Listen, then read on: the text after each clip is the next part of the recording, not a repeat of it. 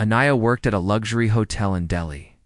Not as a guest, not even as a receptionist, but as a room attendant. She changed bed sheets, refilled water bottles, and cleaned up after lives far wealthier than hers. She wasn't supposed to speak unless spoken to. But Anaya had a habit. She watched. She listened. And she remembered everything. People underestimated her. A girl in a faded uniform pushing a cleaning cart. Harmless, invisible.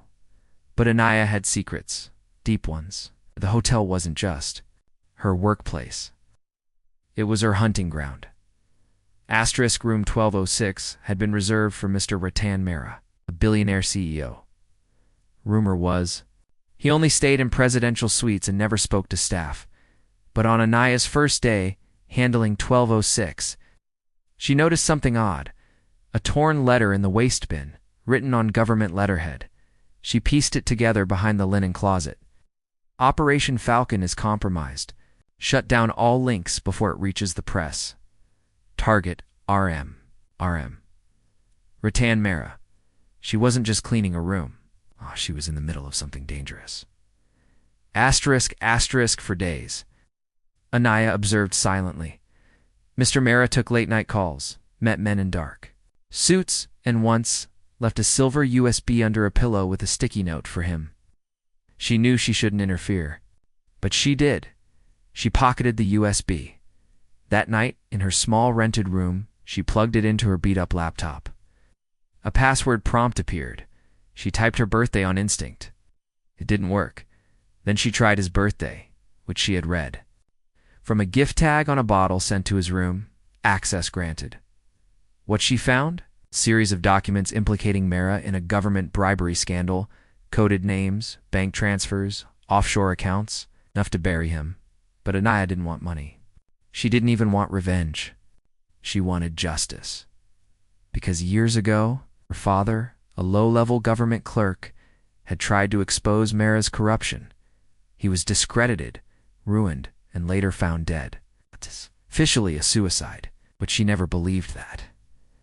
Anaya had waited 7 years for this. Asterisk. She carefully returned the USB to the room the next day.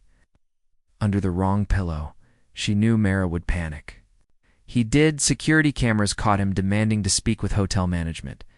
He accused someone of tampering. Anaya stood quietly in the hall, watching the chaos she caused. But she wasn't done. She used her access card to scan the key logs. When Mehra entered, and who else came? A man named Inspector Desai had visited 4 times. A corrupt officer on Mehra's payroll. She took this data, printed it, and anonymously mailed it to a journalist. She didn't know if it would be enough. Until, asterisk, 2 days later, the news exploded. Billionaire caught in undercover bribery scandal, whistleblower remains unknown. Mehra was arrested at the hotel itself. Cameras rolled as officers let him out in handcuffs. Guests whispered. Staff watched in awe. Anaya was in the hallway, cleaning a mirror, and as he passed her, Mehra paused, looked her dead in the eyes, and said, "It was you, wasn't it?" She smiled softly. "Room service, sir. Asterisk. You'd think that was the end. But the real story had just begun." A week later, Anaya found an envelope under her apartment door. No name, just a single word inside. Run. She packed instantly and vanished from Delhi. That night, what she didn't know was that the network Mehra worked with was bigger than anyone realized. She had only cut off the top branch. The roots were still very much alive and angry. She changed cities, names, jobs, but she never stopped working in hotels. Why? Because secrets live in hotel rooms. And now Anaya had a mission. She wasn't just cleaning anymore. She was collecting. Asterisk.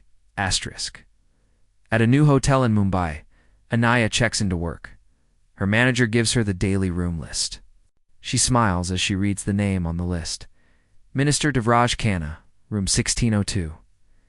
She tightens her ponytail, grabs her cleaning cart, and walks toward the elevator, because every powerful man has a hidden story. And she's coming for all of them.